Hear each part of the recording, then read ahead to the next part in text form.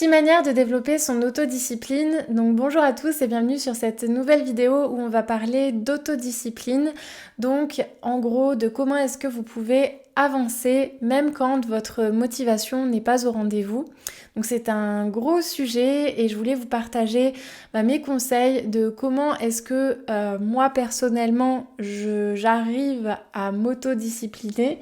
Alors ça ne marche pas forcément tout le temps, on en parlera parce qu'on est humain, mais j'avais envie de vous partager des conseils que je trouve cohérents et mon expérience par rapport à ça parce que je viens de loin, franchement. Je pense qu'il y a quelques années, mon autodiscipline était peut-être de 1,5 sur 10, franchement, si j'avais à le quantifier. Donc voilà le sujet du jour. J'espère que ça vous plaira et on passe directement au sujet. Pour commencer, une petite définition de l'autodiscipline histoire qu'on s'accorde sur les termes. Donc, l'autodiscipline, c'est un ensemble de règles que s'impose un individu à lui-même ou qu'un groupe décide de maintenir. Donc, il y a cette notion de maintenir ses règles, ses propres règles, par ses propres moyens.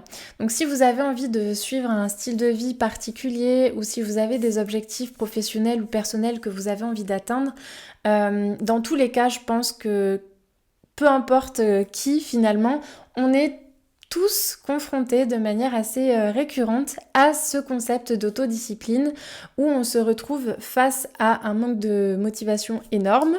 On n'a pas du tout envie de faire ce que l'on sait que l'on devrait faire.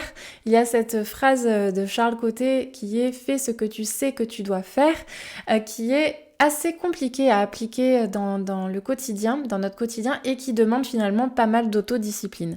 Donc pour moi, il s'agit du coup d'éviter en fait au maximum d'être ballotté par les vents extérieurs, par les propositions que l'on peut nous faire, par des déclencheurs que l'on peut avoir dans notre quotidien.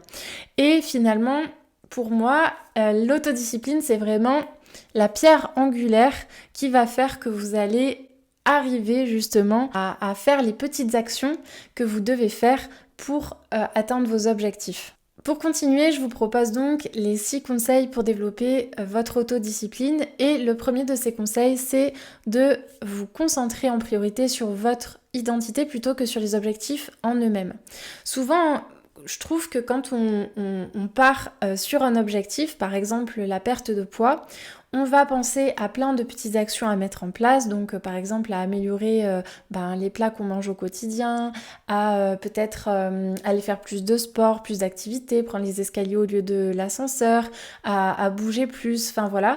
Et on oublie finalement la dimension de l'identité qu'il y a derrière. Donc je prends souvent l'exemple du fumeur parce que j'étais moi-même fumeuse et que j'ai vu ce switch, vraiment ce changement d'identité en moi par rapport à la cigarette. Donc pour vous donner un exemple, si on vous propose une cigarette et que vous répondez « non merci, j'essaie d'arrêter de fumer », maintenant, si on vous propose une cigarette et que vous répondez « non merci, je ne suis pas fumeur », est-ce que vous voyez la différence qu'il y a entre les deux ? Dans la première réponse, quand vous dites « non merci, j'essaie d'arrêter de fumer », il y a cette notion déjà de d'essai, donc vous êtes en cours d'arrêt. Ça veut dire que vous n'avez pas lâché cette identité que vous êtes un fumeur. C'est comme si vous allez perdre quelque chose. C'est comme s'il va vous manquer quelque chose en essayant d'arrêter quelque part. Voilà, je ne sais pas si je suis très claire en fait quand je dis ça. Pour moi, ça l'est. Alors que dans la deuxième réponse, où vous dites non merci, je ne suis pas fumeur, il n'y a pas de retour en arrière puisque vous n'êtes pas fumeur.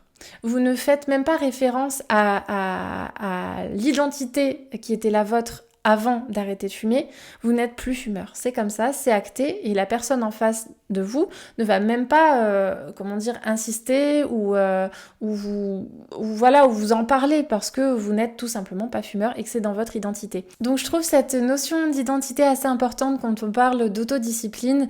Donc voilà, demandez-vous qui est-ce que vous voulez devenir, regardez qui vous êtes aujourd'hui et vers quoi est-ce que vous voulez tendre. Parce que finalement, vous êtes composé de croyances, d'un ensemble de croyances, et le fait d'aller un petit peu voir cette question d'identité, ça va vous aider à repérer aussi là où ça coince, c'est-à-dire là où finalement vous n'êtes pas forcément en accord avec ce que vous voulez faire, avec vos objectifs, avec là où vous voulez aller.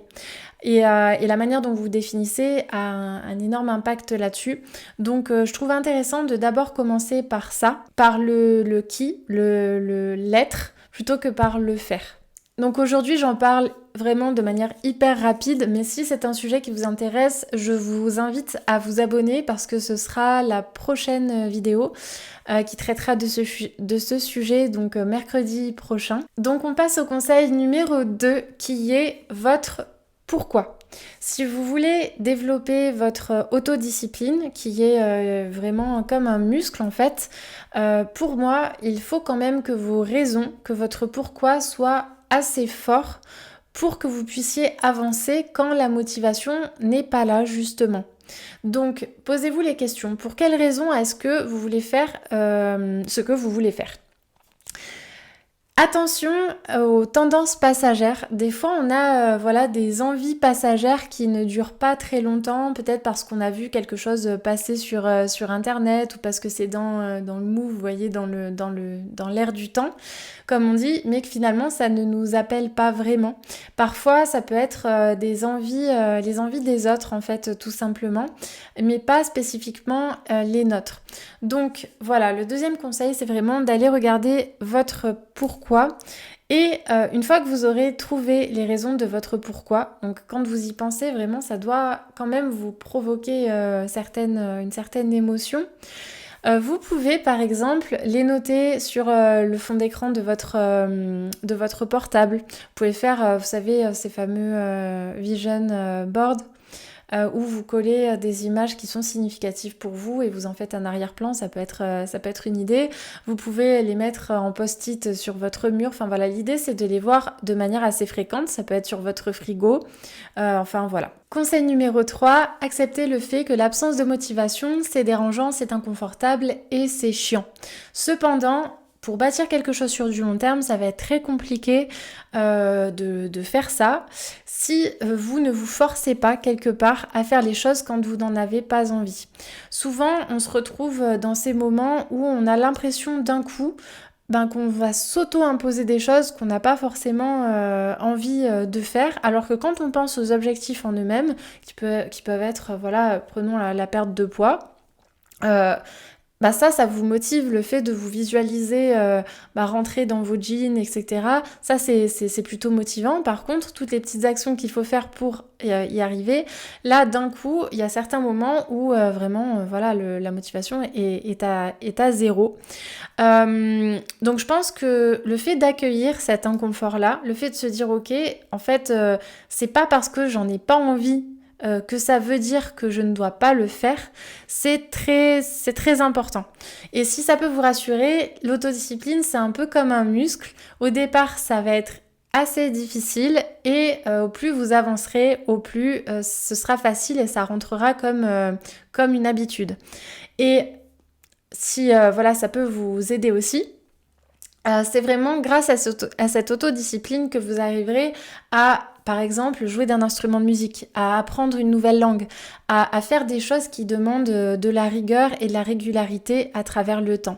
Et si vous ressentez une baisse de motivation en ce moment, c'est exactement le bon timing pour ouvrir votre portable et regarder votre fond d'écran, votre vision board ou les post-it que vous avez accrochés à droite à gauche. Ça peut vous aider si vous avez fait le boulot de vous demander quelles sont les raisons solides pour lesquelles vous voulez faire ce que vous voulez faire.